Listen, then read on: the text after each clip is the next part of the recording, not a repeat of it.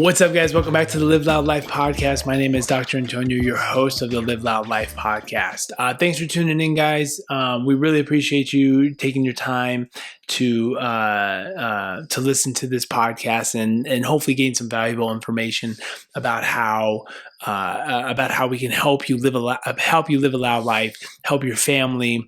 Our big goal is to create stronger families for a stronger community, and obviously in our expertise we do that through chiropractic and coaching, but just knowledge around how to navigate musculoskeletal pain, aches and pains, prenatal, postnatal, pediatric care, and just kind of family dynamics in general.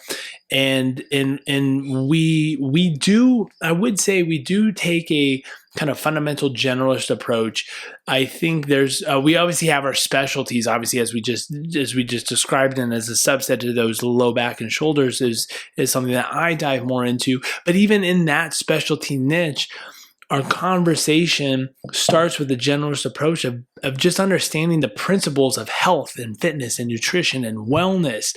And more times than not, most of us are just not getting the baseline of those. And we want to go further with all these and explore and kind of branch out. But when you look at like the wellness wheel and the model of just health and longevity, it's really more the principle of an inch wide and a mile deep of understanding. There's a subset of core principles, and if you just do those and you do them well and you do them consistently enough, you will see and reap the benefits and the results that you want. Now, with that, movement is obviously our foundation and our basis, and everything that we talk about comes from a stance of movement and reducing stagnation. And obviously there's, depending on the case and the individual, we do branch out and get into some deeper specifics. But when we're talking from an element of musculoskeletal pain, more time than not, when we're dealing with injuries, it comes back down to guided movement and understanding the context of what's happening. Now, this changes based on the extent of the injury, whether it's a muscle tear or a tendon tear or a fracture. By all means, that will change this. But more times than not, the cases that come into our office and most outpatient clinics such as ours, there's not significant, quote unquote, significant damage to tissue that would warrant something further. It does come up, but it reduces, right? And there are chronic conditions, so on and so forth, but we're not getting into nuances here. But what we want to describe is, again, movement-based principles to help you deal with your aches and pains. Well, from the most acute disc injuries, we are having people move as soon as possible. Now, why is that the case? The more stagnant you are, the stiffer you'll be. The stiffer you'll be will create more muscle tightness, joint tightness, so on and so forth. And that in itself will create more pain. And as there's more pain, you're going to then hypersensitize the pain pathways, which makes everything more painful. And then it's going to make it stiffer. So you really just fall into this you very quickly fall into this negative feedback loop of one thing leading on to another. And all of a sudden you're spiraling and you feel like you can't do anything.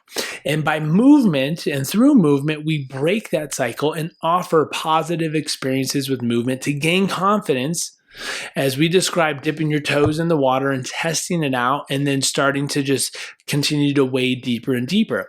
And with that, as you gain more confidence, you start to understand that your body is more resilient than you thought it was, and the pain that you experience might not be as intense as previously portrayed by your body and your nervous system.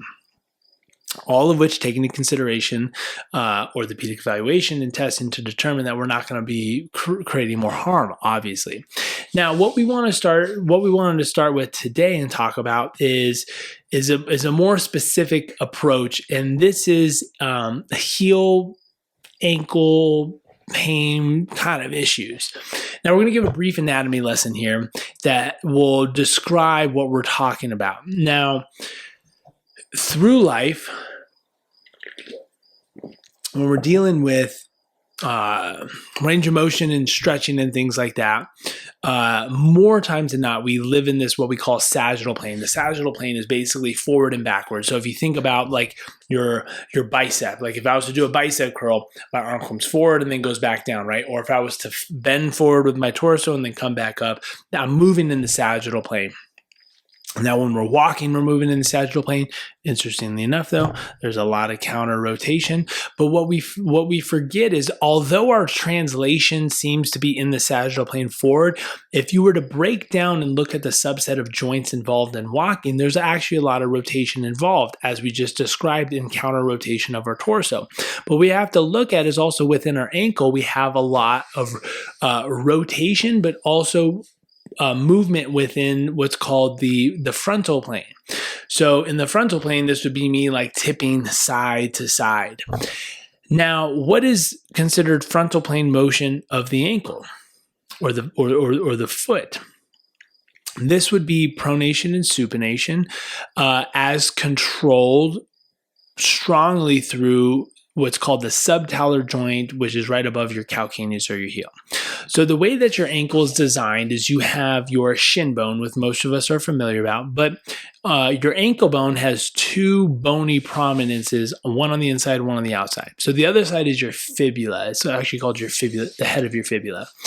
And what you see is basically like this horseshoe shaped rounded structure between the bottom of the tibia and the bottom of the fibula. Now, what sits in between that is a dome that's called your talus. So for those of you watching the video, we basically have the tibia and fibula, and then the talus sits right in between. Now, why is that important? Well, that's what gives you the main motion of dorsiflexion, which is bringing your toes up and down, right? Your ankle flexes up and down in the sagittal plane. And so that dome basically slides and glides in between the two malleoli and creates that excursion. And this is what gives us a lot of dorsiflexion. So when we are running and jumping, we're able to turn our ankle into a large spring, primarily through the loading of the Achilles tendon and the calf and the soleus, right? And then we launch off of that. But as we're translating, and also more importantly, as we're cutting and changing directions, we have to be able to articulate the foot to increase ground reaction and ground contact. And we do that through the subtalar joint. The subtalar joint, so we said the talus is that dome-shaped structure that sits in between the malleoli. So subtalar means below. And below that is your calcaneus or your heel bone. So there is a joint. So if the talus is a dome-like structure, for explanation purposes, underneath that dome structure, it's relatively flat. So imagine, I'm drawing a blank on that massive rock that's in Australia, but it's flat on top. But imagine if that rock was rounded off, right? And then the bottom is flat. And then on that flat surface, you then have the calcaneus. So the reason why that's relatively flat, is the calcaneus can now slide and glide in not as much of a forward and back direction, but a side to side. So the talus is moving forward and backwards, and then the calcaneus can actually move side to side. So if you were to imagine if I was doing like a really wide leg lunge, so I'm in a wide leg position, my toes are pointing straight. Because my legs are so far out from me, my feet have to be flat on the ground. So you're going to see your calcaneus or your subtalar joint actually turn inwards to flatten your foot on the ground while your feet are spread out. So this is important because as you are, again, cutting or moving or doing something as a side lunge, you want to be able to increase the amount of surface area on the ground so that you have the best contact that you can to change directions, to push off, whatever that might be.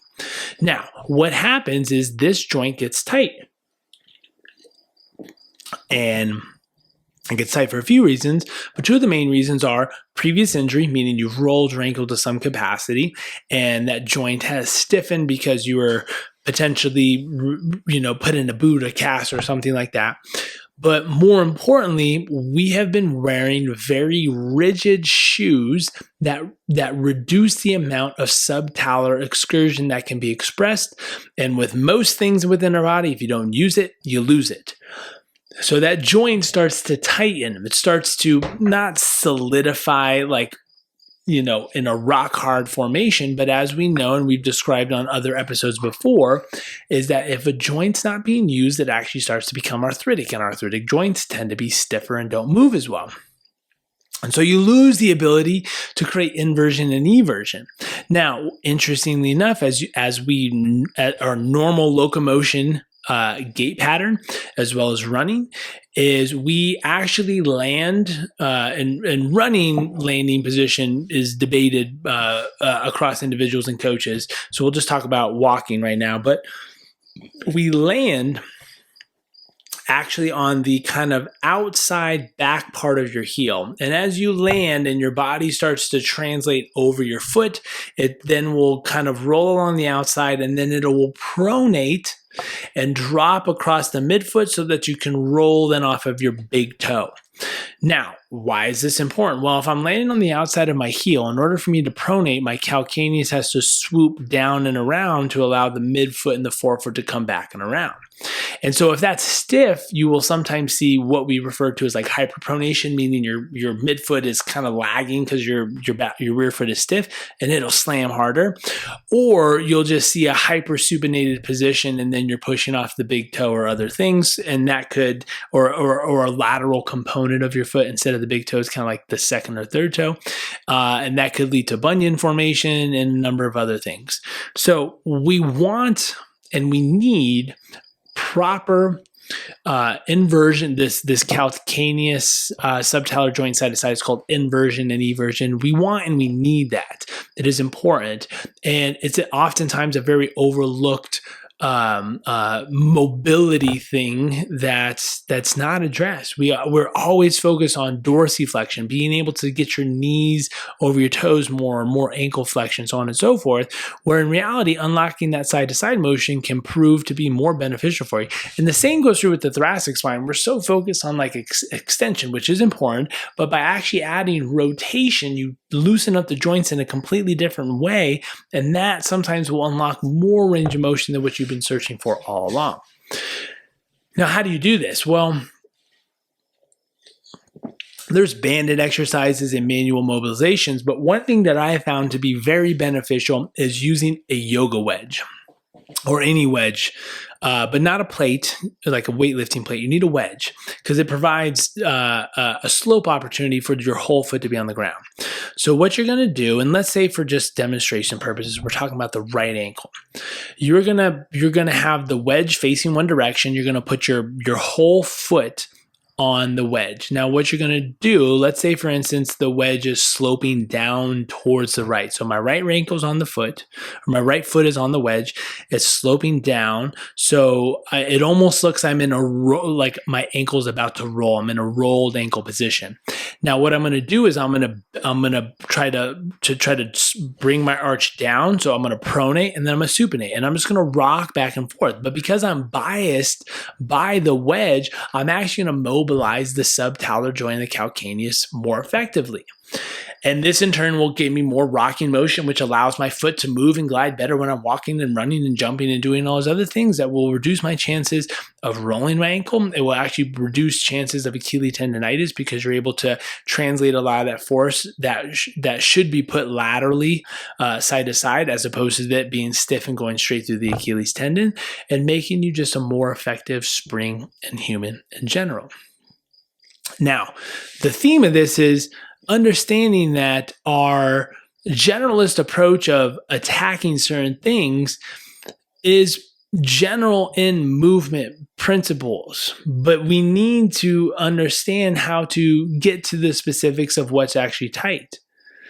And then we start with movement. I always say, like, if your elbow was in a cast because you broke it or had some sort of injury, well, what's the first thing anybody would give you? Well, start moving it. Flex it up and down, side to side. Maybe create some circles with your arms. You create a little bit of rotation. And you just keep doing that, and then you strengthen it, right? It's no different than any other joint. We just try to make it too complex of finding the right specific joint immobilization when we just don't understand how to move it and move it more and keep moving it so that it becomes lubricated and it becomes looser, and then you move it some more.